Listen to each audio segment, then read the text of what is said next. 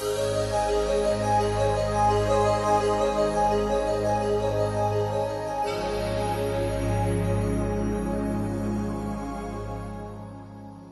evening, ladies and gentlemen. Good evening, graduates. Congratulations. Good evening, members of the board. Thank you, Mr. President, for the fantastic introduction. It is my great pleasure being here. I have a long history of warm relationship with CERI. I grew up here as an academic. I started coming to lecture students when I was just a starting lecturer in international political economy. I progressed through my academic career and thinking together with your audiences, but it's my first time to be at an important graduation ceremony, so it's particularly touching.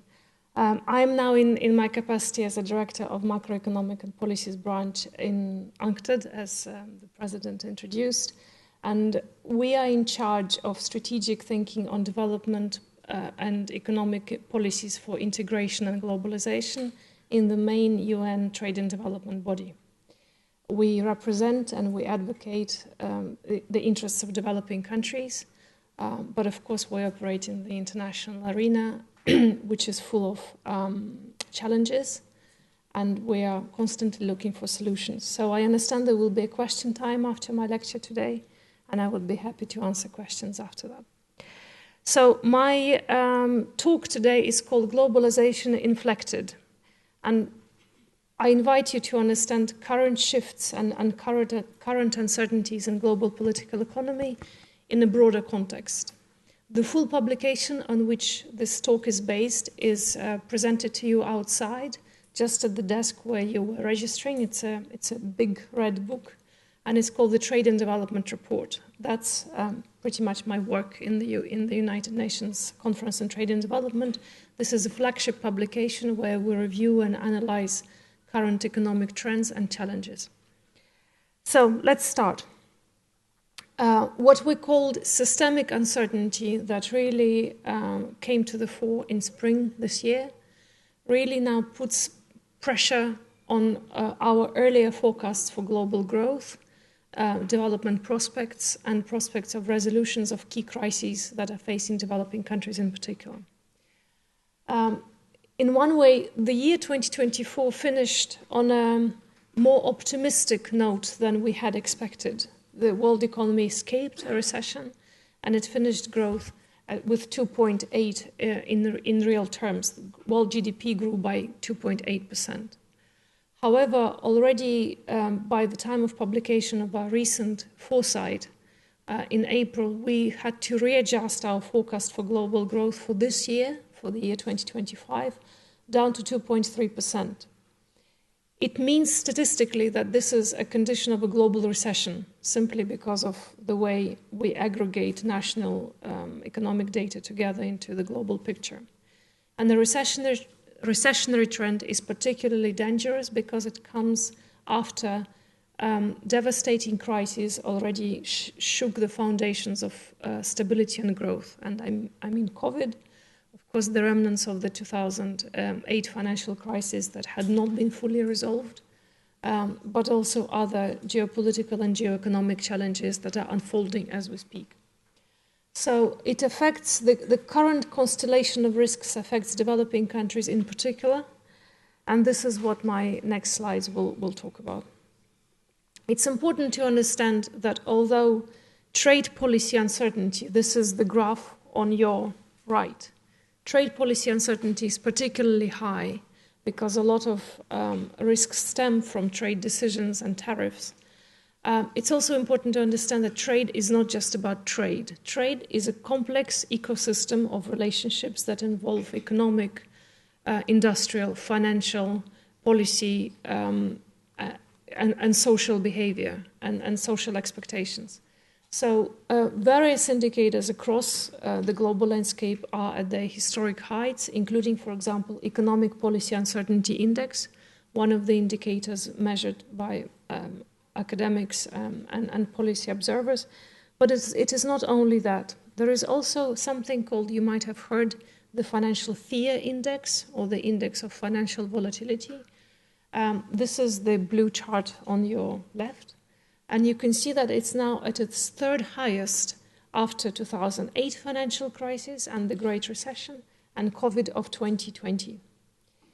So the area in which expectations of volatility and understandings of risks immediately materialize are the financial markets. And they're worried, and although they have recovered from their slump in April 2025, volatility levels are particularly high. The levels of uncertainty are actually compounding for the developing countries. This is the graph I took from the Financial Times article just a few days ago. And you can see that historically, the index of uncertainty for the global south has been progressively increasing. So in a variety of risks, and risk is something that you can calculate, uncertainty is something that you cannot. In a variety of risks and in a variety of types of risks, developing countries are particularly vulnerable. They are vulnerable also to financial risks, as I said, but also to changes in our understandings of stability and what is safe. I provocatively call this slide traditional values no longer certain, or questioning traditional values. The conversation here is about two key financial variables in the world economy. On the left-hand side chart, you have the price of gold. That is at historic heights after a period of being really low and valued lowly for decades. Gold is now priced by all market participants not only as a safe haven asset, but anecdotal evidence suggests that some businesses are storing it for in case some collateral needs to be settled in actual gold. So having no particular investor value, being quite illiquid as an asset, gold now represents dissatisfaction with other assets and safe havens that were really the center stage of the financial system for most of the 20th century and early 21st. At the same time, another asset that is considered to be a safe haven for investors and for all types of investors, including sovereign wealth funds, including institutional investors, including private markets, and these are the US treasuries. Their yields are going up, and they are progressively calculated as a riskier item now, and some comparisons put the yield level at the level of emerging market bonds. So these developments were quite unconceivable just 10 years ago, and they're now a material reality today. As decision makers at all levels of policy making and as business leaders are considering how to move on how to restore some sort of stability and stability of expectations, there is one deep question that remains unanswered. As we search for this new anchor or new equilibrium, what is the baseline to which we should be aiming for? What is that previous good time on which all policy scenarios, expectations, indicators, and decisions need to be anchored in? Is it, for example, the golden age of capitalism, of the Bretton Woods era, the time of welfare states, the time of capital controls, the time of post-war recovery, industrial policy, and very specific relationships between the state, trade union, and the market? Or is it something else? Because that era of golden age of Bretton Woods was actually a very short era in terms of historical time. It barely lasted at most 25 years if you're very generous, and if you're very specific, it didn't go more than 11 years really in terms of currency stability. If you look a little bit closer to our time, the expectations of 2007, for example, was a very good year economically and financially, but it was the year that preceded a massive financial crisis. So a lot of indicators then was at the peak of the bubble. Are you restoring it to, for example, 2019, just as economies had already been weakened by austerity policies and were affected by asset bubbles? Where do you go? Do you go to boom and bust? Do you restore? Do you have a conversation? And most importantly for international policymakers, is that idea of a common anchor and stable time, is it common for all of us? Because I would be genuinely curious to see how in your national economies and context, what is the good anchor to which policy makers refer to. Because it's important to understand either the divergence or convergence of views. Macroeconomically, it also means, or the anchoring of expectations means a lot, because you can see on the chart of real GDP change that we are now much lower in terms of our real growth performance as a world economy than we were pre-pandemic, which in turn is already weaker than post-crisis years. And it particularly affects Global South, or the economies of the developing world that depend upon demand, upon exports to advanced markets, and upon international trade and financial channels working properly. So we are, in terms of macroeconomic expectations, we are now at a cycle of low global growth. And this low global growth is particularly shaped by slowdown in all three major economic centers of the global economy, that is the United States, Europe, and China. And you can see the types of deceleration on the charts that I presented to you on this graph, and I will take the second to clear my throat. The anchoring of expectations and the idea of restoring global economic order to a globalization that really serves all and encourages participation and inclusion has to deal with one important reality of today, and this is the discontents with the globalization and its deliveries as we, societies, understand it. It's important to note that both at the domestic level and internationally, there are major questions over the course and type of global benefits that global economic integration delivered. On the one hand, domestically, globalization has been associated with the erosion of key manufacturing jobs and therefore reliable incomes for families and generations. The idea of an industrial middle class and middle class broadly, that is the core foundation of stable economic system, or if you want, capitalism. Some academics have called it the rise of precarity, where although you have income and wages and salaries today, you can no longer be certain that yourself, your children and your grandchildren will count on such a rewarding job and a rewarding share of income in the future.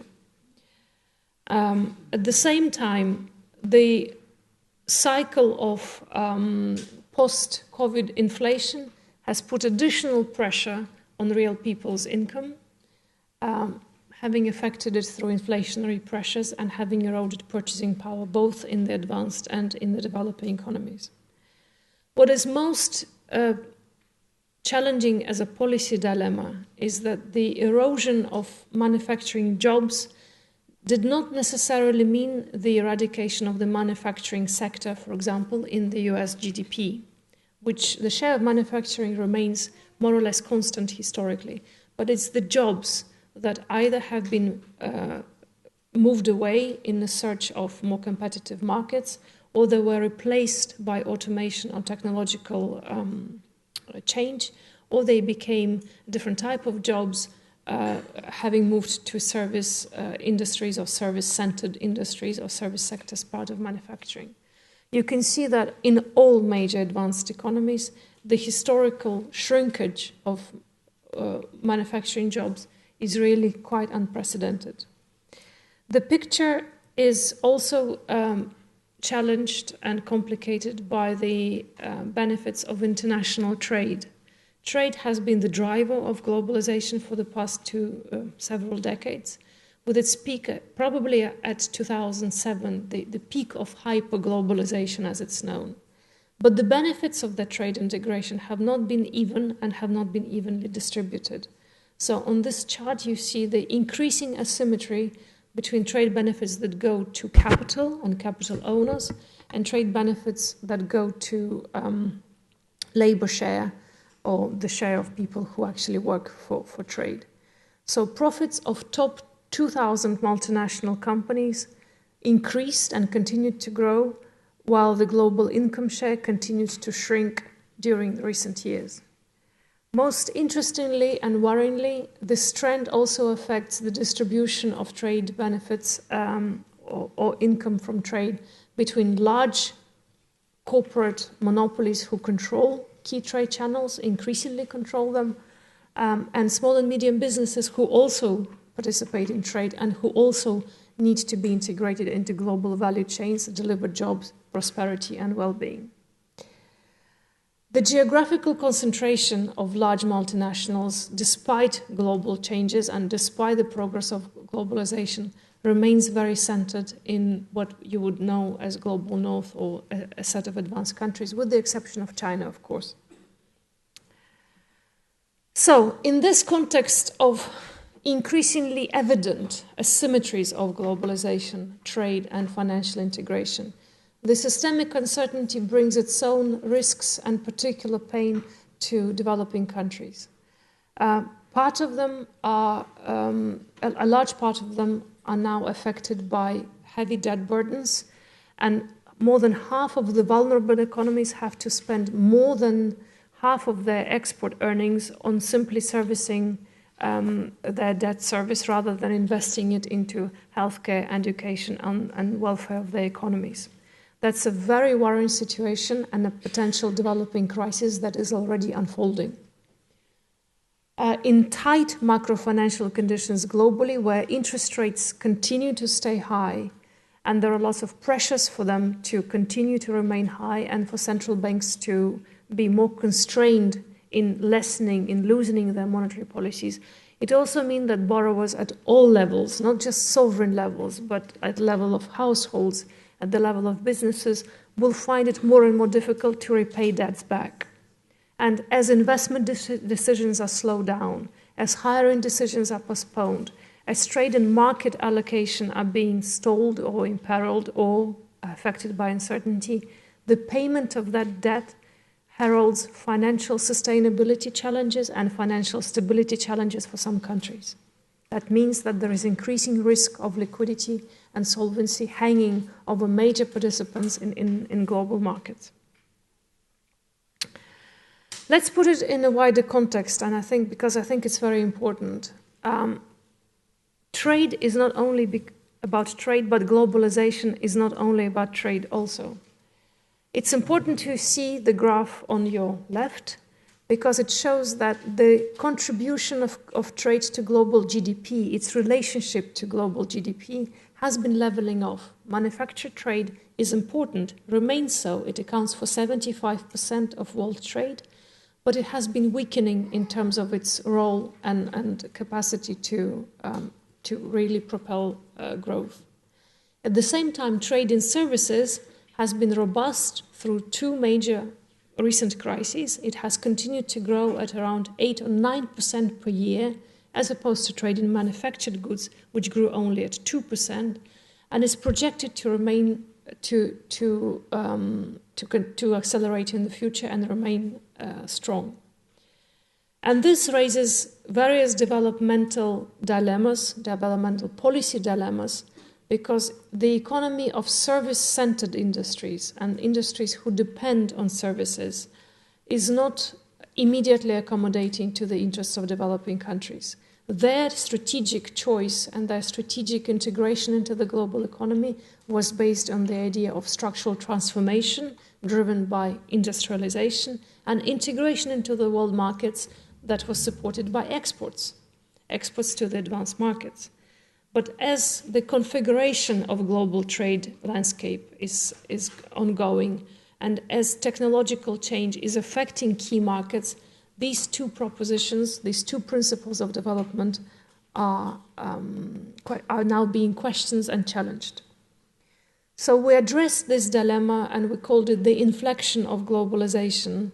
In this particular report, it's called Trade and Development Report 2024, the hard copy of which you are very welcome to pick up in the corridor just outside of this auditorium. And its basic analysis is based on three key assumptions: that together technological, geo-economic, geopolitical, and policy shifts are changing the course of globalization. They do not mean that globalization is reversing or even slowing, but it does mean that globalization is now progressing to its new cycle, and the cycle will be qualitatively different to what we understand as hyper-globalization before. The structure of trade is being reshaped not just by policy decisions of key actors, but also by the very change in the structure of the economy and capitalist production. At the same time, global financial architecture, the infrastructure on which trade is based, the infrastructure on which we depend hourly and daily, has remained largely unchanged for its 80 years of evolution. And unlike trade, which is still based on rules and centered on the WTO, financial architecture is not based on rules. It's based on habit. It's based on networks. It's based on institutions that had to assume certain roles after 1945, but they're really not fully representative of all the interests in the global economy, and in particular of the interests of developing countries. So our hypothesis and the scenario is that the imbalance between these two systems is now going to form the key channel of friction, crisis, instability in the world economy that we will have to live through in the nearest future. The problem for developing countries is the structural change towards a post-industrial economy, when manufacturing is becoming less effective as a growth strategy for developing countries, and at the same time, and importantly for the Global South, the competitive advantage of cheap labor is no longer the only element, or no longer necessarily aligns with modern manufacturing priorities for skills, for certain contexts, for certain resources, and capital-intensive production. Just to give you one statistics from a consultancy, I think it was a few years ago they did a survey which concluded that only 18% of foreign investment by multinationals is now based on search for cheap labor, for wage competitiveness. Only 18%, 1/8. The rest is driven by value chain considerations, regulatory arbitrage, search for particular contexts, maybe access to materials or markets. So the economic assumption of how you integrate, which competitive angle you pursue, what is your comparative advantage as a country, is being challenged by a complex relationship between production, trade, corporate strategies, and financial system. What do developing countries do at the dawn of service economy? Some of them are more prepared than others, but the majority are being challenged because together they account only for less than 30% of global service exports, with more than 80% of those multinational corporations who actually actively control service trade being based in the global north and in China. At the same time, and interestingly, it's an important note to make that the economies that grew robustly or above average through the past few crises, and in particular post-COVID, are those where manufacturing jobs have actually increased and not decreased. So on this graph, you see China, Turkey, and Indonesia.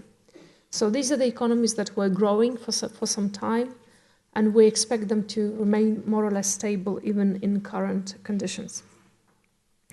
There are new challenges that are brought by, if you want, financialization or the rise of the service economy. Service-led exports cannot generate enough income and enough quality job for developing countries.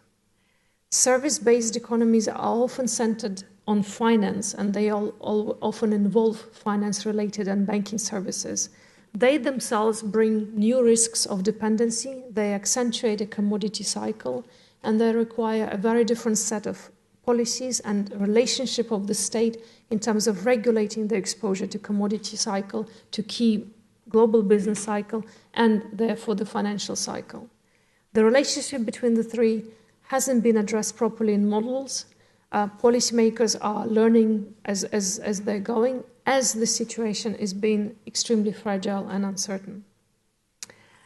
So one of the recommendations or one of the calls we are putting forward to policymakers is that policymakers in developing countries need to understand structural transformation and diversification not only as a manufacturing-led or manufacturing-only process, but a systemic and very system-wide set of measures that are aimed at enhancing internal markets, at enabling domestic labor force, and really safeguarding your own market without too much reliance on exports. One of the challenges is that the complex value chains that are now globalized, they are increasingly controlled by only a handful of corporations. One of our research into global commodity trading system, and in particular into the global food system, emphasizes that the very important system of food production and food trade globally is being controlled by 4 monopolies. Sometimes now they are considered to be 5 because of the newcomers. These monopolies are not regulated globally. Only one of them is a publicly listed corporation. They're very untransparent, but they really control all production of food, transportation of food, the selling of food, the modification of food, the financial safeguarding of food, and the financial trade of food. It's an enormous concentration of social power in the hands of corporate giants for which there is no global regulator, and only very few policymakers are starting to ask important questions. So it's a worry. Another worry is that the ability of firms to lead and integrate into global value chains and the ability of countries to benefit from global access increasingly depends on intangible capital rather than real economic capital. Intangible capital is vaguely defined, or it's diversely defined, but it really takes you to the areas of financial, legal, research and development, copyright, and service-based parts of global value chains, for which one of the key elements of policy decision is that we actually don't have enough data to even provide you with a comprehensive picture, partly because our national statistical databases have not been historically prepared for that.